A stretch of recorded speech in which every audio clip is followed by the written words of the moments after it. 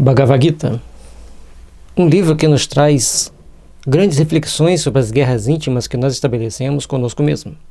Temos aquelas guerras que nos impedem de ouvir os búzios sagrados tocados pelos santos, pelos grandes espíritos, ou seja, a sublime intuição, e muitas das vezes entramos na guerra íntima dentro de nós mesmos.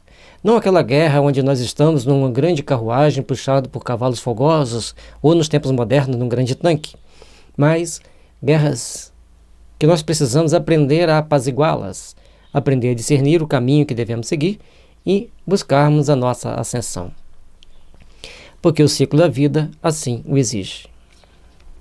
Conversa 7. Yoga do conhecimento profundo. O Senhor Krishna disse: ó Partha, escuta sobre como podes chegar ao conhecimento definitivo de mim, dirigindo a tua mente para mim e praticando yoga sob minha orientação. Yoga é a prática religiosa, a prática dos rituais que nos leva à elevação espiritual. Então, cada um interpreta muitas das vezes de um jeito, acha que vai ficar meditando até alcançar a iluminação, mas a gente vai vendo no Bhagavad Gita que Krishna vai mostrando para o Arjuna que ele tem que trabalhar. Em várias etapas, cada um de nós temos que trabalhar intimamente e fazer nossos trabalhos, certo? Então aqui ele está mostrando, aqui já vem uma parte mais sublimada, de mais contemplativa, que é quando a gente começa a deixar que o Krishna, ou o Cristo, a Suprema Consciência, haja em nosso caminho, haja em nosso processo de evolução. Revela-te o conhecimento e a sabedoria em toda a sua plenitude. Ao saber isto, já não ficará nada mais por aprender para ti. Se conseguirmos acessar essa mente universal, isso é um estágio de grande elevação que não é para todos, conforme já foi dito anteriormente. Todos os conhecimentos se tornam íntimos da pessoa, porque ele está em sintonia com a mente de Krishna, ou da Suprema Consciência. Por entre milhares de pessoas, apenas um procura alcançar a perfeição.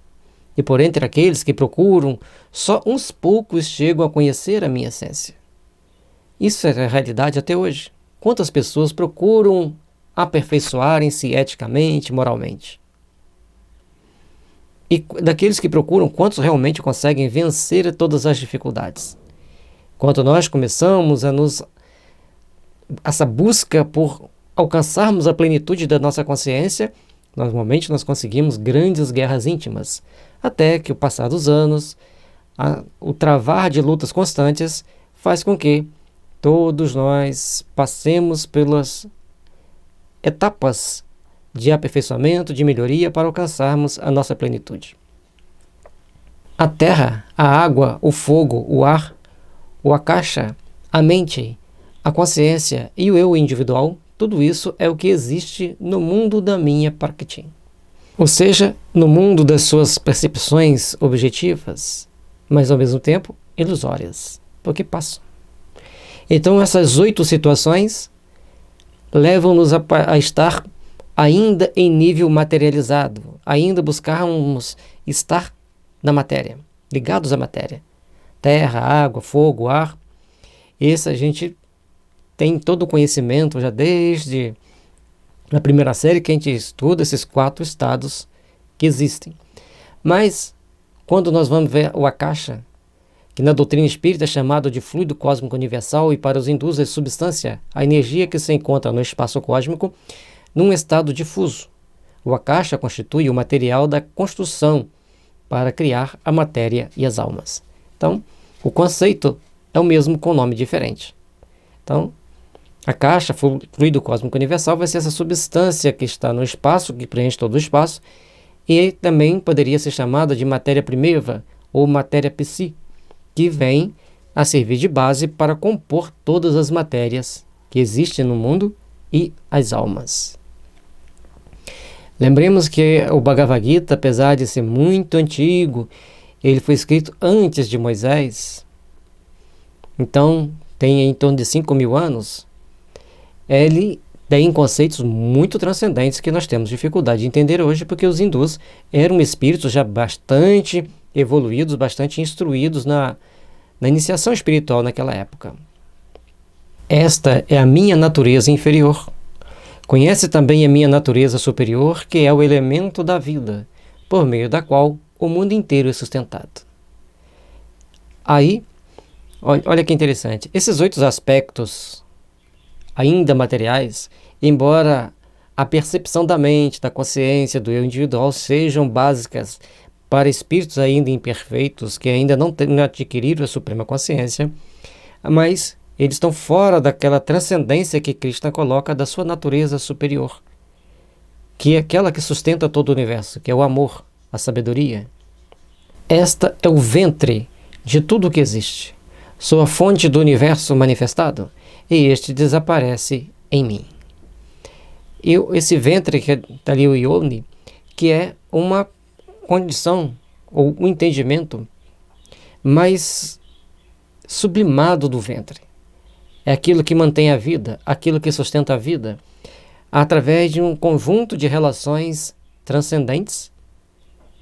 Por mais que nós tentamos entendê-la do ponto de vista físico, químico, ela é muito transcendente, tem componentes psíquicos extremamente complexos nesse processo de digestão da vida, para manter a vida. Então, ele vai mostrando que tudo tem uma transcendência maior, que ele, Krishna, a suprema consciência, ordena. Não há nada superior a mim. Tudo está encaixado em mim como pérolas num fio. E aqui, na época, ele disse a pérola num fio, quer dizer, se você tem um cordão de pérola, elas estão ali unidas por aquele fio. Seja um fio de ouro, de prata, de algodão, seja o fio que for, elas estão unidas por aquele fio. Mas hoje nós diríamos que todos nós estamos unidos vibracionalmente pelo nosso Wi-Fi mental. O que é o Wi-Fi mental? A nossa mente irradiando, recebendo ideias, pensamentos, através da intuição, através da inspiração. Assim como recebemos a intuição e a inspiração de várias entidades que estão no astral, assim como também de pessoas encarnadas, porque nós nos influenciamos mutuamente um ao outro. Então, nós temos que procurar trabalhar intimamente para nos fortalecer, para nos fazer crescer e nos fazer aprimorar. Sou o sabor da água, ó Kaunteya. Sou o brilho da lua, a luz do sol. Sou o Pranava, o conhecimento universal, a voz cósmica e a humanidade das pessoas. Então ele está mostrando que ele tem uma essência maior que gerencia, que trabalha e que faz a gente se melhorar. Kaunteya é um dos nomes dados à família de Arjuna. Então aqui a gente está percebendo, está olhando e vendo que tudo tem um aspecto transcendente, tudo tem um aspecto que vai nos impulsionando a entender mais. O sabor da água, você vai falar, mas a água não tem sabor, não tem cheiro. Mas quando você está com muita sede, bebe um copo de água fresca, ela tem um sabor especial, que te alivia as tensões, alivia aquela ânsia de saciar a sua sede. Então, a questão do sabor da água, exatamente, ela não tem o sabor, mas tem aquela função transcendente que nos mantém a vida. O brilho da lua, que mantém as relações da vida, através dos ciclos da reprodução, é muito subordinado aos ciclos da lua. A luz do sol que nos alimenta, que nos fortalece. E a palavra Pranava quer dizer o fluxo da consciência de Brahman, no qual o praticante Bodhi Yoga pode submergir-se.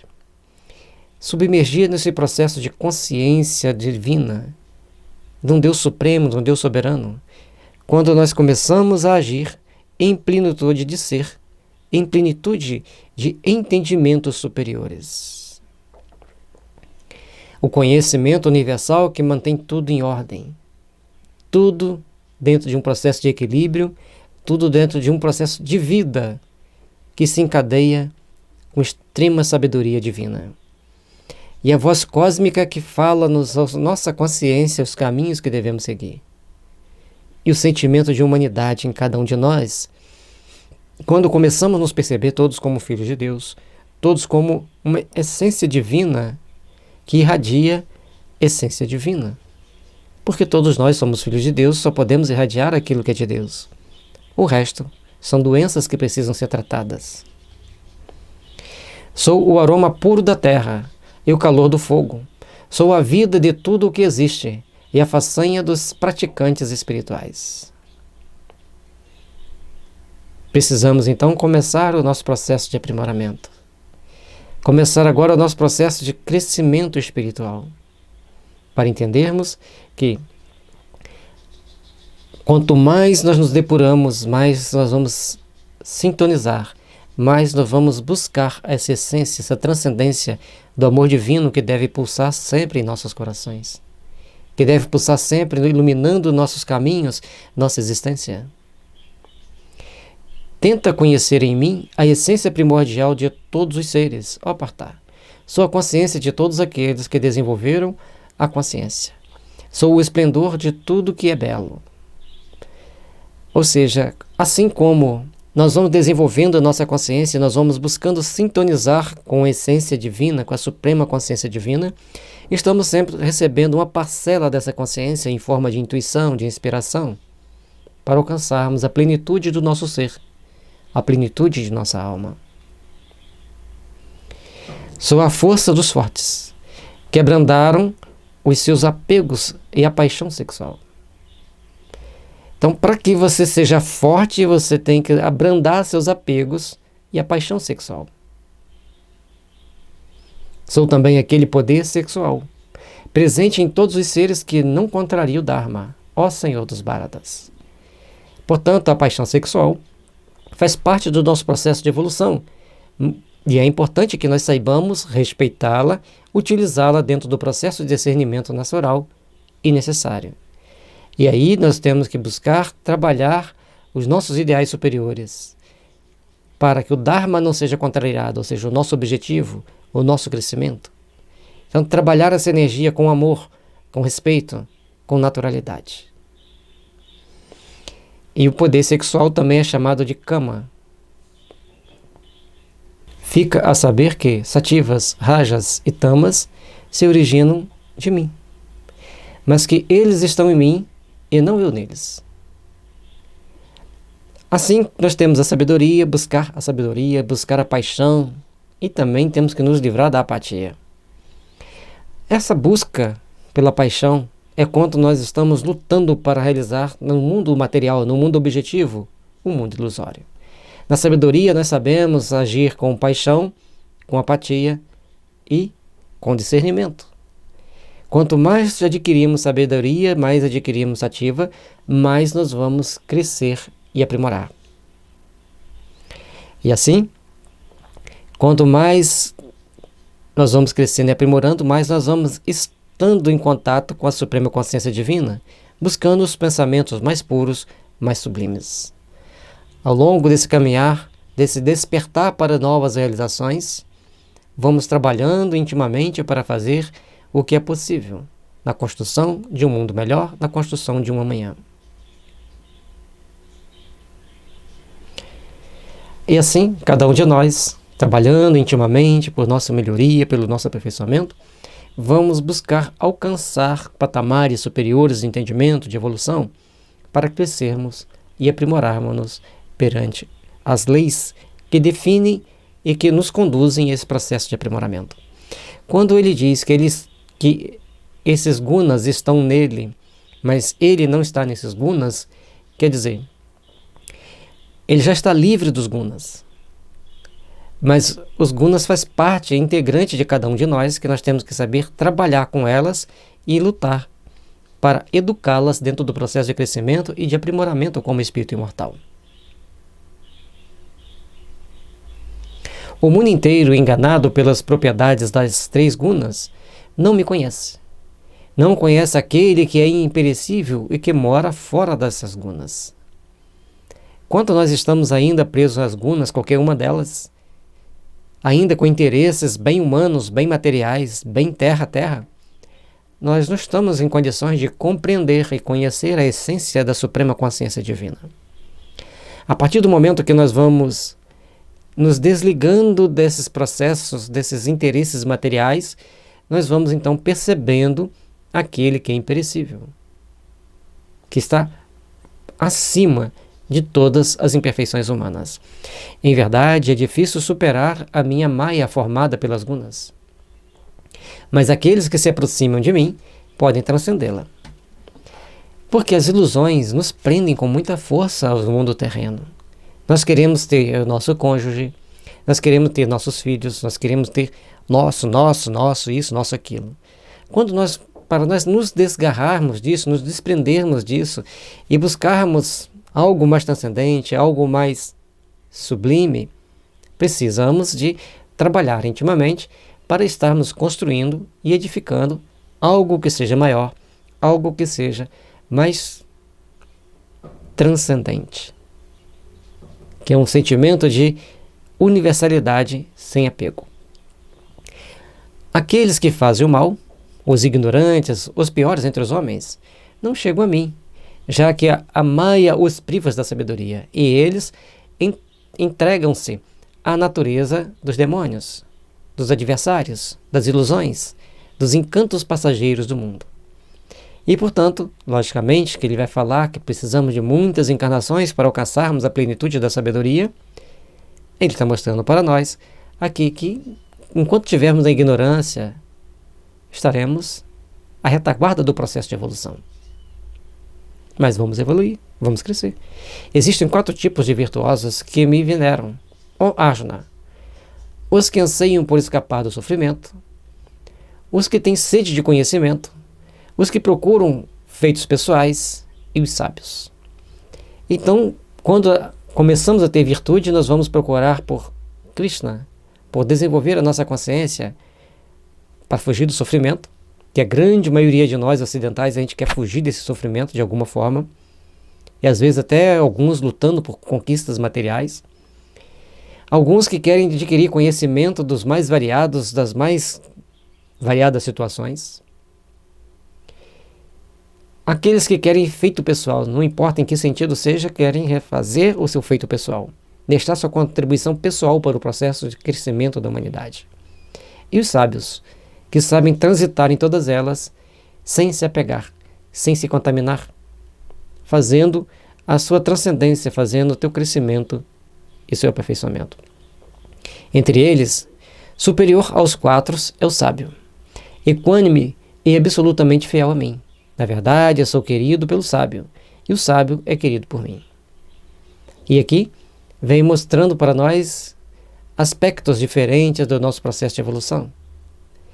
Porque quando nós somos sábios, nós vamos agir com mais fidelidade, com mais amor, com mais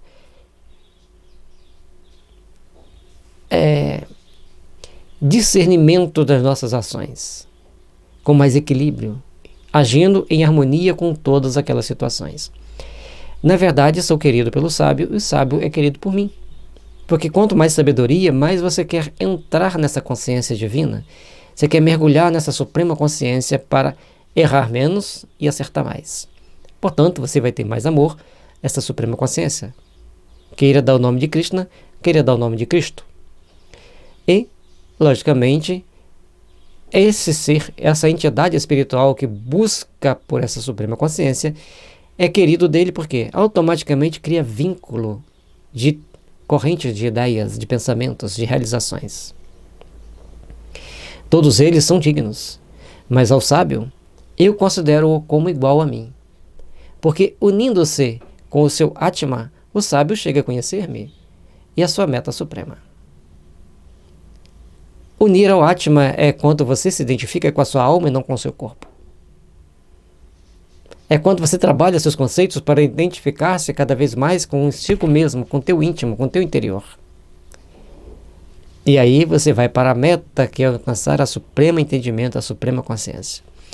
Depois de muitos nascimentos, o sábio chega a mim. Vasudeva é tudo. Diz aquele que obteve as qualidades excepcionais do Mahatma. E aqui Vasudeva tem vários conceitos para entendermos a nossa colinha ali, né? O Supremo Governador, o Supremo Controlador, e também a ordem imutável, que é Ishvara. Então, quando nós vamos entendendo que tem um Supremo Governador para tudo, que tem uma ordem imutável para tudo, então não é que os hindus têm muitos deuses, é porque as palavras que eles designam aquele ser têm um significado que nós não entendemos. Que Deus para ele é Deus. Mas, de acordo com o nível de entendimento, cada palavra quer dizer uma frase para nós ocidentais, traduz para eles um entendimento do que é Deus. E, logicamente, que os leigos vão achar que tem o Deus Ishvara, o Deus Vasudeva, o Deus Brahman.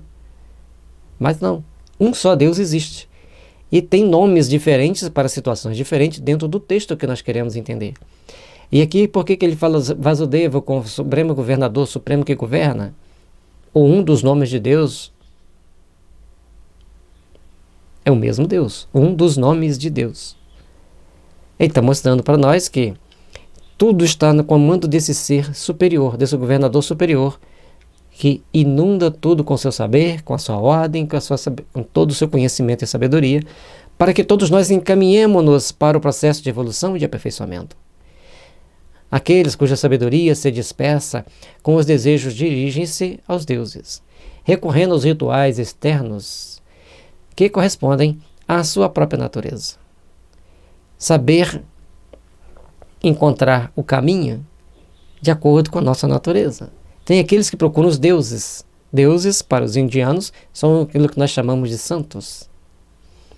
E cada um tem o seu santo.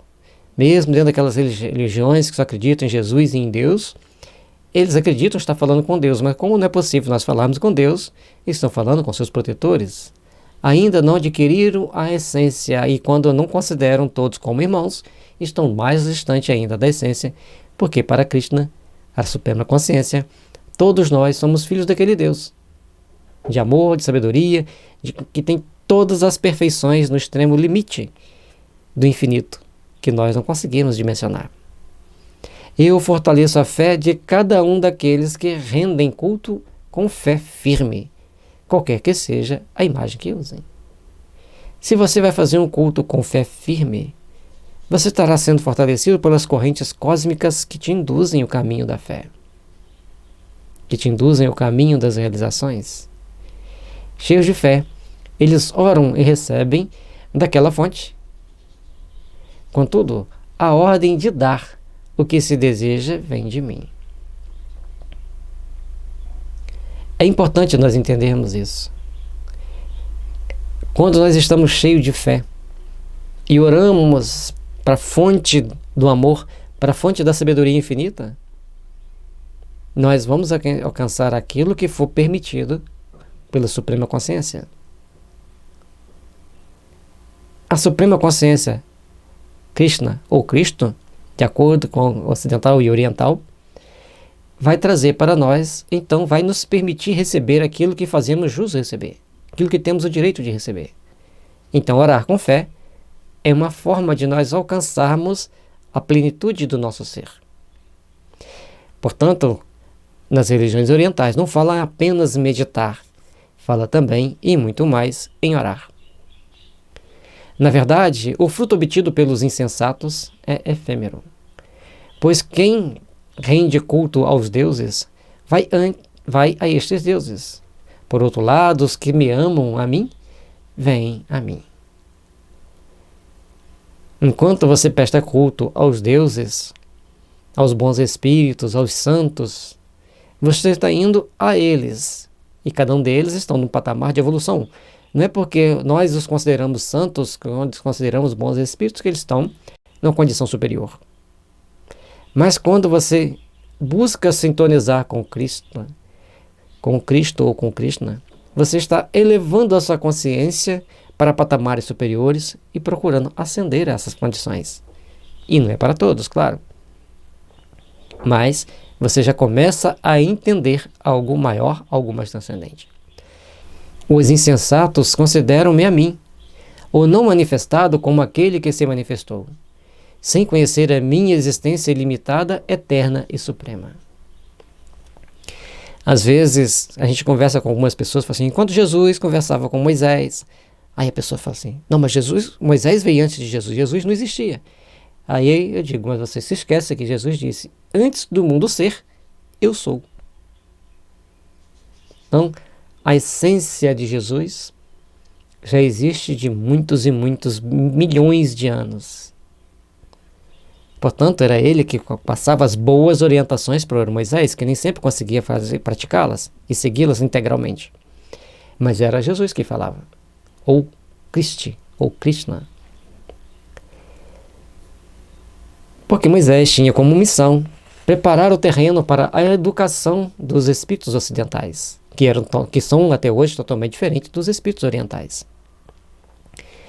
Então, Krishna, a suprema consciência divina, corrente de pensamento de Brahman, ele não é um ser que encarnou na Terra, era um espírito que falava com Arjuna, portanto, ele está deixando bem claro, considerando que ele é um ser imanifesto. Ele não está no mundo físico, ele está no mundo espiritual. E Krishna percebeu com a sua evidência. E, portanto, ele está deixando bem claro que ele não reencarnou. Krishna é um espírito que fala com Arjuna. É só a gente vir estudando que a gente vai perceber claramente isso. Conforme aqui não tem como estar mais claro neste versículo deste capítulo. Nem todos chegam a conhecer-me. Aquele que está oculto em sua maia criativa. O mundo enganado não me conhece, eterno e sem nascimento. Nós queremos saber como que o Krishna fez esse processo evolutivo, por onde ele passou, mas tem tantos bilhões de anos que ele existe coordenando mundos, que não dá para dizer quando ele nasceu. De que forma ele apareceu? Se perde na poeira dos milênios, das eras. Eu conheço as criações passadas, presentes e futuras, ó Arjuna, mas ninguém aqui me conhece. Na Terra, quantos de nós vamos conhecer e compreender a essência divina, a essência de um Cristo, a essência de Krishna, Cristo, que eu entendo ser o mesmo Espírito, a suprema consciência divina? Como que nós vamos entender essa essência? Portanto, ele deixa claro que ninguém o conhece. Devido ao vaguear pela dualidade do qual provém a atração e a aviação pelos objetos mundanos, todos os seres que nascem de novo peregrinam na ignorância completa, ou Bharata. Bharata é um dos nomes que se dá a Arjuna, a origem familiar. E Bharata também é o primeiro rei da Índia, segundo as tradições. E ali Arjuna seria a reencarnação do primeiro rei da Índia? Portanto, eles chamam ele de Bharata, que é o primeiro rei da Índia. Já tinha passado um grande tempo até chegar ao Arjuna. Lembrando que cada um de nós vamos passando por vários e vários nascimentos e morte, conforme aqui no slide.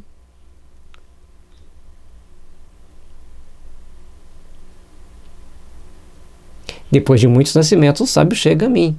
Portanto, ele está mostrando para nós que existe um processo de crescimento, um processo de aperfeiçoamento para nós chegarmos ao grande conhecimento. Enquanto estivermos presos ao mundo da ilusão, da falsa imaginação, estaremos amarrados dentro do nosso processo vicioso de nascimento, redesencarne, renascimento, redesencarne, renascimento. Por que eu falo redesencarne? Porque nós já desencarnamos muitas vezes e não aprendemos que existe esse ciclo natural para o nosso processo de crescimento espiritual.